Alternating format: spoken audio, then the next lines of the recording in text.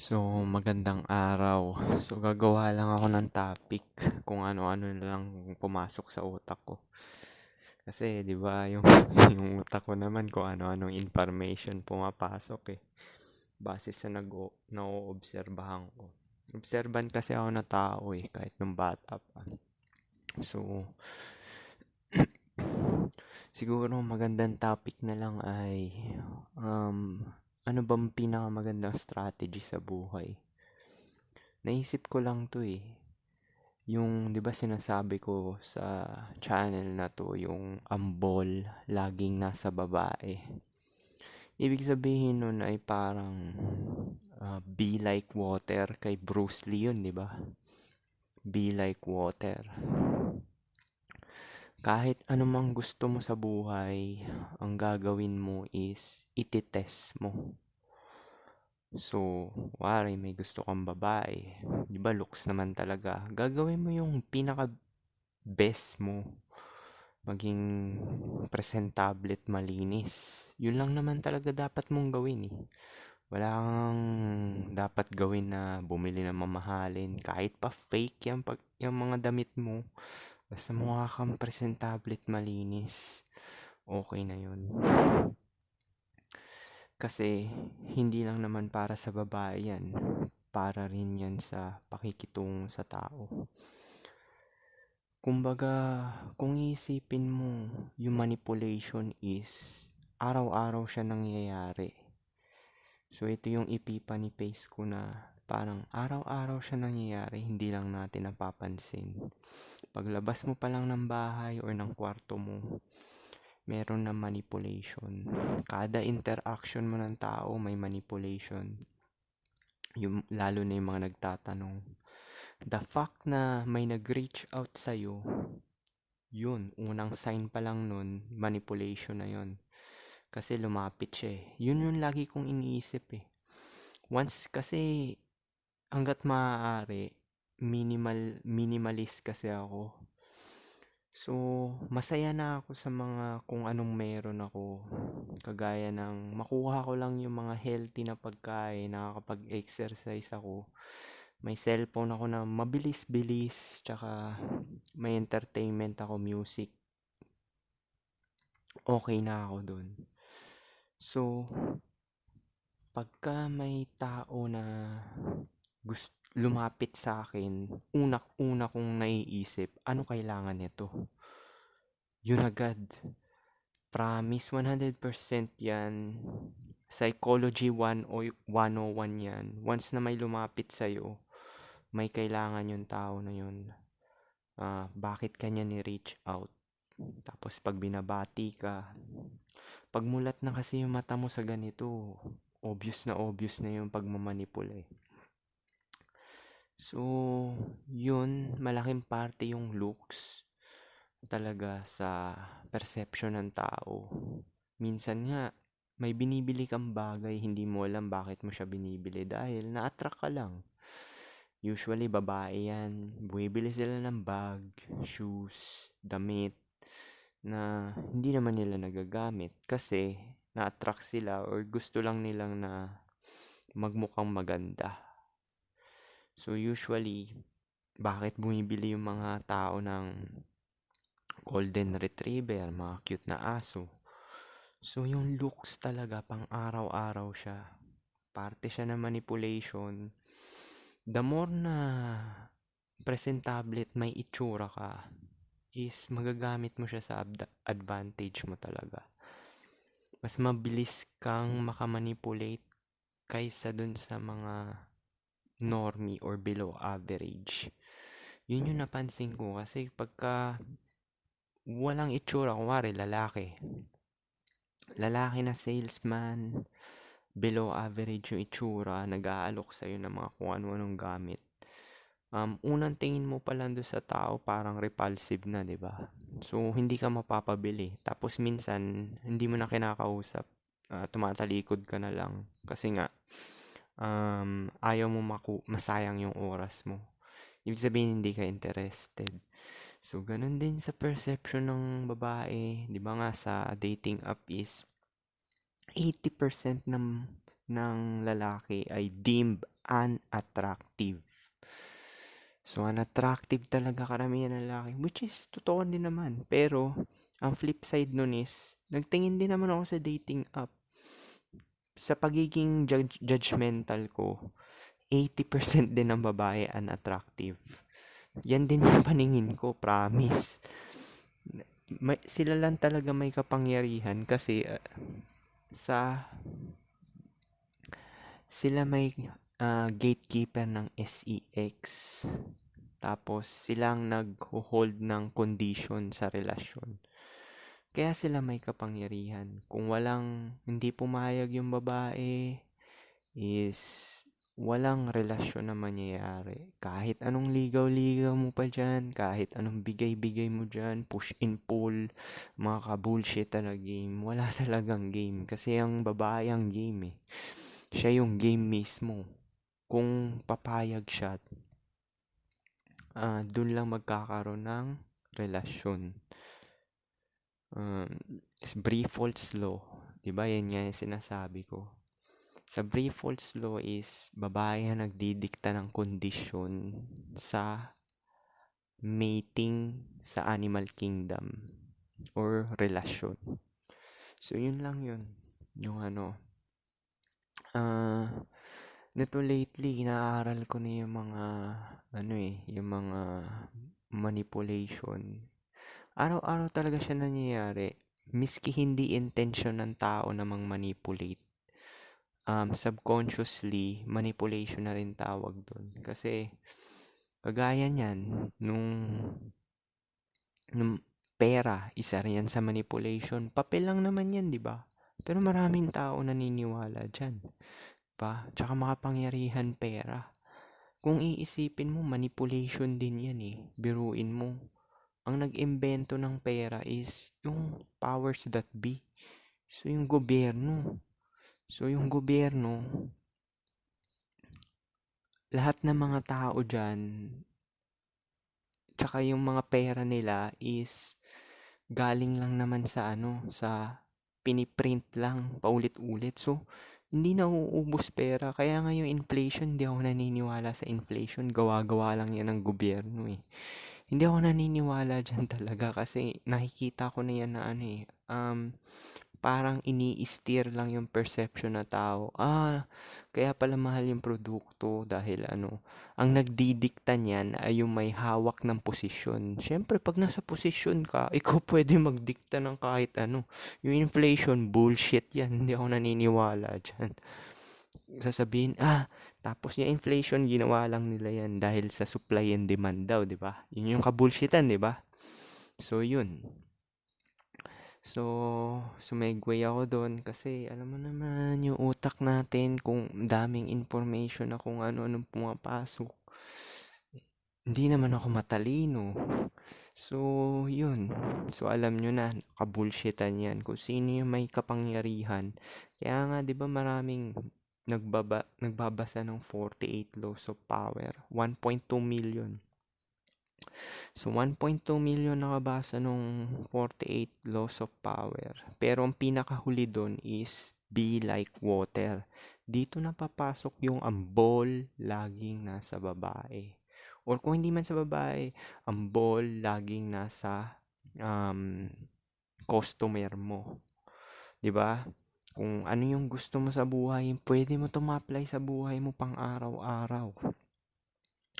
Kunwari, gusto mo ng magkababae. Di ba, magiging presentable ka, malinis. Which is yun lang talaga magagawa mo. Tapos, magta-try ka. Pag walang feedback, hindi nagre-reply, move on. Ganun lang naman yun eh. Ganun din sa produkto na ibebenta mo or business mo.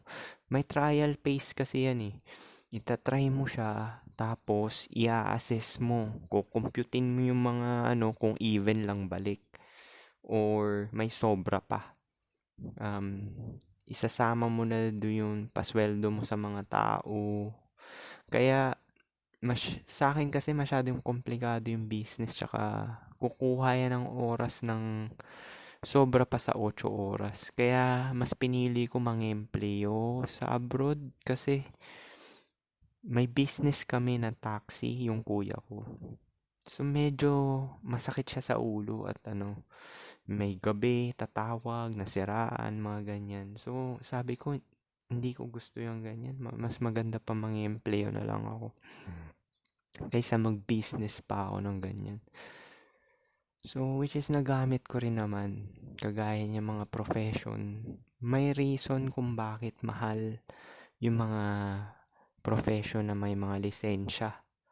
Kasi sooner or later magagamit mo rin siya hanggang pagtanda. Kagaya neto, nung una sising-sisi ako sa profession ko sa pagiging nurse. Sinisisi ko nanay ko dito eh. Kasi gusto ko raw maging doktor, ganyan. Pero ngayon nagagamit ko siya. Ang laking pasalamat ko kasi 4 na araw lang ako pumapasok. Tapos sa 4 na araw na yun, yung kinikita ko, doble or triple pa dun sa mga minimum wage earner. So, ang laking pasalamat ko, hindi talaga ako pagod. So, yun yung yung mga nagdo-doktor, lawyer. Di ba yung lawyer, nagno-notaryo lang naman sila, di ba? No-notaryo, ganyan. Yung doktor naman, nasa clinic lang. Pera na lang kung gusto nilang hands-on, yung mga mag-opera. So, binabayaran talaga yung skills. May reason bakit mahal yung mga ganong kurso kasi nga, yung skills ang binabayaran, hindi kaya yan ng ibang tao lang na nag-hustle. Kaya yung sinasabi nila hustle or diploma, diploma ako. Kasi pwede ka naman mag-sideline ng hustle habang may diploma ka eh. Yung nag-hustle, hindi niya kayang aralin yung skills na nararapat. Sa hustle ba, kaya mo bang yung matutunan yung pagiging engineer, architect, yung pagka-computation ng bigat ng graba para hindi gumuho yung building. Hindi mo maaaral sa hustle yan. Kaya yung mga nagpa-promote ng hustle o diploma, huwag kayo maniwala dyan, lalo na pagka-normie kayo or pangit. Dahil hindi uubra yan. So, yun yung ko na be like water. Kung ano yung gusto mo sa buhay, kahit ano man yan. I-execute mo, tapos i-assess mo, tapos mag-a-adjust ka doon base sa assessment mo kung itutuloy mo o hindi.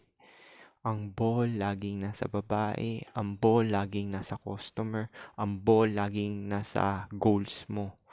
Yun lang talaga effective na para sa akin. Walang palyeto.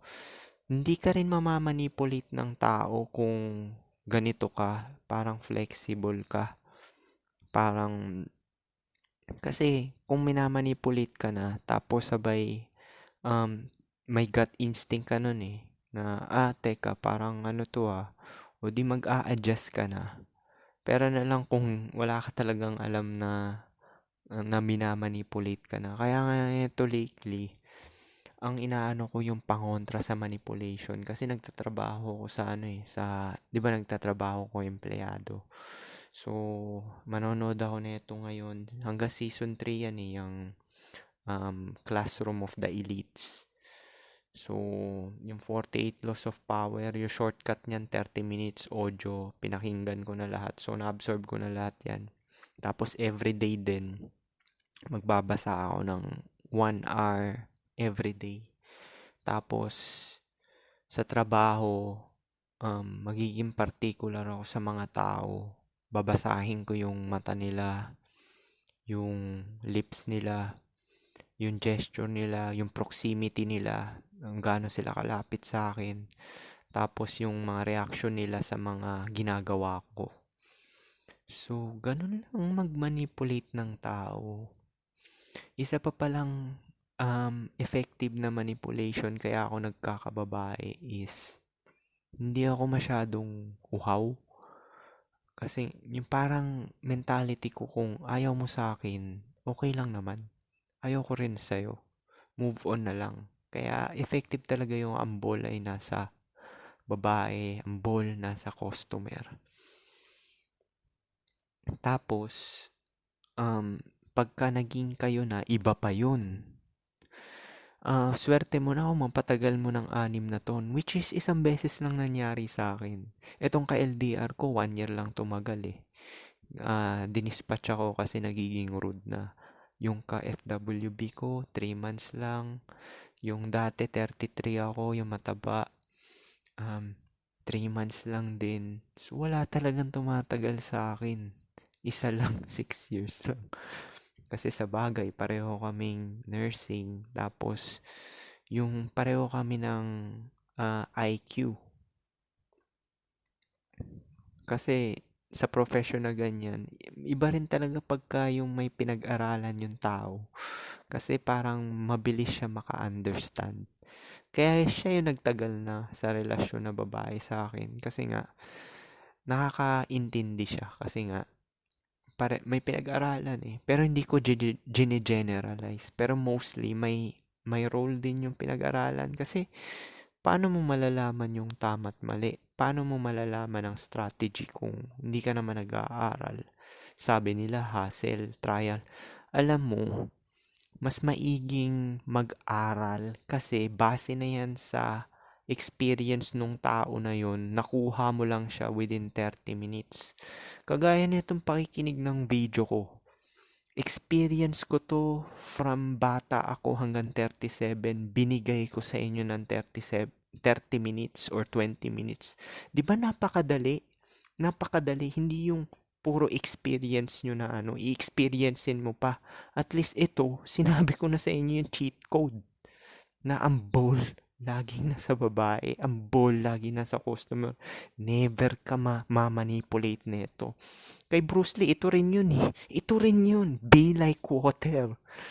Di ba? Pinacute niya lang. Pag ito yung mindset nyo, never na kayo mamamanipulate. Binigyan ko na rin kayo ng cheat code kasi ako dati wala talaga akong pakialam sa itsura ko. Yung hindi ako nag kita nyo naman dati, 'di ba, yung wala pa akong trabaho, yung mga una kong video, ang pangit ko, 'di ba? Hindi ko pa natuklasan yung mga mewing, exercise. Syempre, yung exercise, tataas yung testosterone mo niyan. So, magbibuild ka ng muscle niyan. Ayan na, cheat code na oh. Sinasabi ko na sa inyo. Kaya yung mga nagsasabi, hustle daw. Wala namang masama mag-hustle, pero swertihan niyang hustle kung kasi dami ko na nakita na nag-hustle na super sipag. Hindi naman sila yumaman eh. Kaya yung ibang nagsasabi na yayaman ka sa hustle kaysa diploma, hindi totoo yan. Kasi iba pa rin talaga pag nag-aaral ka. Siguro yung mga yon na finesse lang nila, which is pag malinis kasi yung yung hanap buhay mo, kukuha ng oras yan, tapos energy, bago ka yumaman, tsaka investment. Ang pinakamabilis talaga na para kumita ka na marami or malaki is scam. Kaya nga ang daming babaeng nangi-scam, lalo na yung single mother. Single mother is the biggest scam. Ewan ko ba sa single mother na yan? Kasi obvious naman talaga na ang mahal nila is yung provide mo. Ang dami pa rin pumapatol sa single mother. Sa bagay, hindi natin masisisi yung lalaki na yun. Kasi yung mga lalaking pumapatol sa single mother, alam ko na rin naman mentality nila eh. Gusto nila makareproduce. So, yung mga lalaki na yan, gagawin nila yung lahat basta makareproduce sila. Diyan ang papasok yung beta box. Yung mga beta box, ginagamit nila yung pera nila, yung swag nila, fame nila. Kahit pa yung famous, basta hindi pogi yan, beta box yan. Ginagamit nila yan para makareproduce. Kaya nga daming lalaki nagko-compute eh. Nagko-compete, di ba? Tapos gusto nila na maging on the top sila. Kasi, pagka nasa top ka, mas mabilis kang makamanipula. Ang daming gusto maging leader, ang daming gusto maging CEO, ang daming gusto maging businessman. Kasi, yung power kasi, pag nasa posisyon ka ng power is, mabilis makamanipula.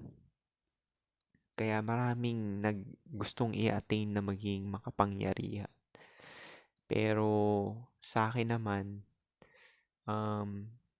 dahil sa black pill, looks ang mas pinakamakapangyarihan. Na-testing ko na to eh. Nagsuot lang ako ng t-shirt, pasok ako sa Gucci shop. Nahiya nga yung ka-LDR ko eh. Kasi ginala ko sa mall yun eh. So, nandun kami, papasok lang kami dyan sa mga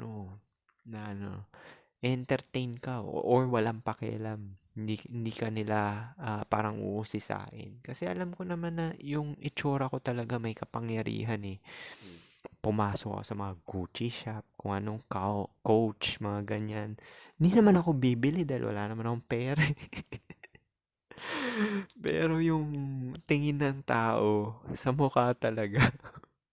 Kaya proponent talaga ako na itong black pill. Kasi walang palya to eh. Na-experience ko to simula bata ako hanggang pagtanda. Mga babae pa lang, bata, elementary pa lang po siya, nagli-lipstick na, di ba?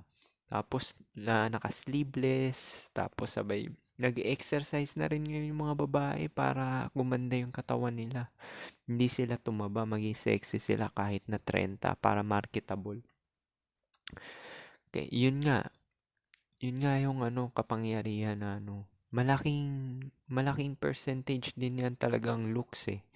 Hindi lang naman din sa tao yan eh, sa produkto. Kaya nga malaki bayad ng designer eh. Ako kung tutusin, magaling ako mamili ng mga produkto. Tinitingnan ko yung specs, tapos um, yung halaga niya. Ibig sabihin kung everyday ko siya magagamit, yung comfort, texture ng tela, kinakapa ko yan, tapos yung kapal ng tela, tapos yung bagsak, yung fit, kinakapa ko rin yan. Kagaya nung pants ko, meron akong 2 pants dito na Uniqlo. Kando pants. 2,000 siya pero kada isa nun 2,000. Pero promise, ito yung pants na maganda yung bagsak sa akin. Straight tapered siya, tapos polyester. Tapos kung mabasa man siya, summer, or umuulan siya, mabilis siya matuyo. Parang tech siya, tech. Usually mga Uniqlo ganun eh, tech dry. So, yun yung mga ganun ako mamili ng mga gamit. Parang yung double purpose. Niisip ko na magagamit ko ba to pag tag-ulan or summer, ganyan. Tapos yung jacket din, meron akong tech fleece kasi nandito ako sa ibang bansa, 'di ba? Tong tech fleece na to, magagamit ko to sa whole year. Ganun ako mamili ng cellphone. Pag namili ako ng cellphone, may 3.5 mm jack. Kasi yung Bluetooth mahal, tapos mabilis pa masira. Kagaya nito, itong ginamit kong na audio, 3.5 mm jack to eh. Wired to, nakasaksak sa Redmi ko. Dito ako nagre-record ng audio. Oh, malinaw siya, walang lag. Iba talaga quality pag wired eh. Maganda yung quality ng music, maganda yung quality ng mic, maganda quality ng audio. So pag namili ako ng cellphone, may 3.5 jack. Isa lang yung pasok doon, yung Poco F5 na mabilis na may Antutu na 1 million. So mabilis na rin siya, pwede siya pang Call of Duty, mga games, Genshin Impact. So, yun. Bluetooth.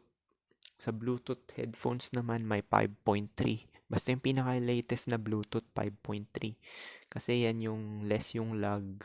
Transmission time is mabilis. Tapos hindi ka madi-disconnect kasi 5.3 yung Bluetooth technology niya. So, yun yung malaki talagang bagay yung looks. Siya nga talaga yung nag-i-influence sa mga desisyon natin sa buhay. Minsan napapabili ka dahil sa itsura nung nakita mo. Minsan may kausap kang tao, hindi mo alam na mamanipulate ka na pala dahil sa itsura nung tao na yun. Kaya nga yung mga salesman talaga, mga may itsura mukhang malinis. Ganon din yung ginagamit nila, babae. Laging babae ginagamit nila sa front desk, di ba? So kung aaralin mo talaga, parang ang laki talaga ng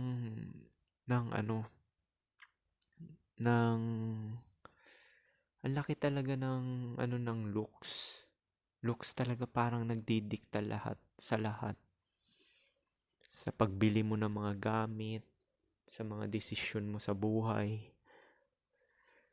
Pero ganun nga, ang strategy lang talaga para sa lahat is yung kay Bruce Lee, be like water. Ang ball laging nasa babae, ang ball laging nasa customer. So kahit anong gusto mong ma-attain sa buhay, laging ganun lang yung principle. Tatry mo, testing mo, i-assess mo kung nagwo-work o hindi. Pag hindi nag-work, stop. Venture ng iba. Sa babae, kung may choosing signals malapit sa'yo, tatry mo na lumabas kayo, ask na lumabas kayo. Pero sa akin ngayon, pagka may ganun, hindi ko na yayain lumabas. Yayain ko na lang diretso sa sa Netflix. Uso na ngayon yun eh. Kasi lahat ng babae mapoprostrate na dahil dito. Lahat ng lalaki yan na yung yaya. Minimal effort, minimal investment. So pagka niyaya mo siya, pumunta siya sa place mo, kuwari, inom tayo, ganyan. Kain tayo, nood Netflix, mga ganyan. Ganun na yung dating ngayon, dating ng 22 social media age. Hindi na uso yung magti-date kayo na na sa mall, ganyan. Ginawa ko yung mall na yan nung 33 years old ako, yun na yung last. Itong kaya LDR ko tsaka kaya FWB, hindi na, less effort na ako, hindi ko na ginagawa ngayon yan. Since 2023, hindi ko na ginagawa yung mall na magkikita, ganun, hindi. Kasi nga, may chance na maano ka pa, ma-stood up. Alam mo yung stood up? Ibig sabihin na stood up, pag nakita niya yung itsura mo sa malayo, hindi na siya magpapakita. Go-ghost ka na, ganun. So, mas maganda talaga is minimal effort. So far naman, hindi pa ako na-stood up. Oo, hindi pa ako na-stood up. Sinisipot ako eh, kasi nga yung itsura ko pumapalag talaga eh. Kung naranasan mo yung ganun, alam ko may nakaranas nun eh, yung mga na-stood up. Ibig sabihin, di ba mag-meet na sila. Tapos nakita yung itsura nung lalaki sa malayo.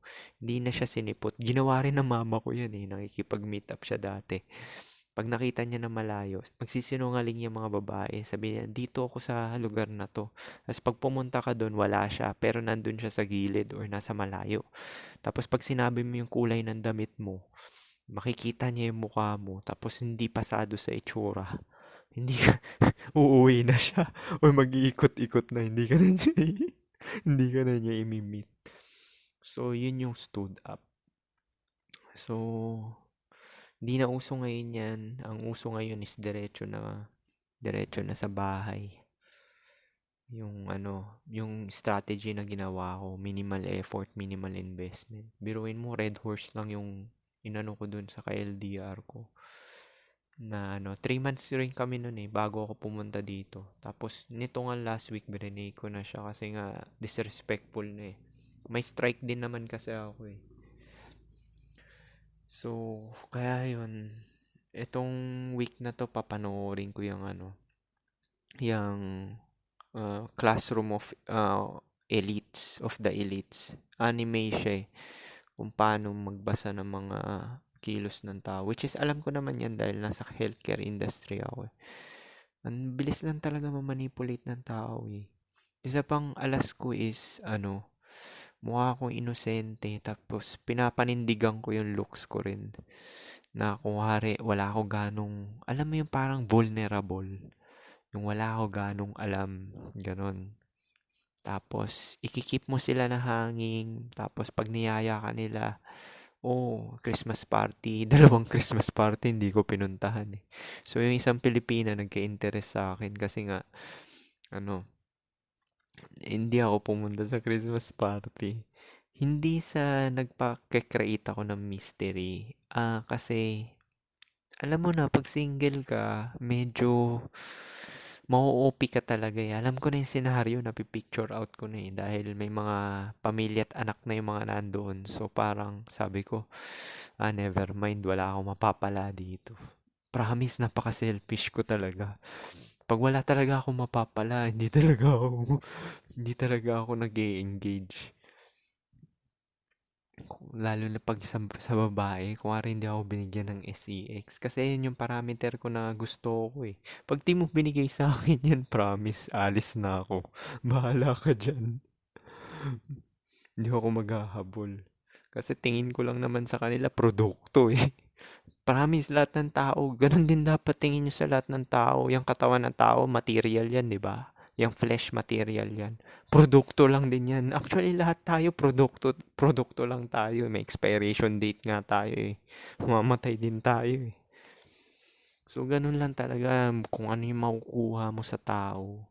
Yan yung tinatawag natin. Paglabas mo pa lang ng bahay, may manipulation na. Yung pag hi and hello, ano lang yun eh, friendliness na fake para sabihin mabilis kanyang lapitan pagka manguuto na siya. Kaya most particular hindi ako naniniwala sa salita kasi mapro-frustrate ka lang.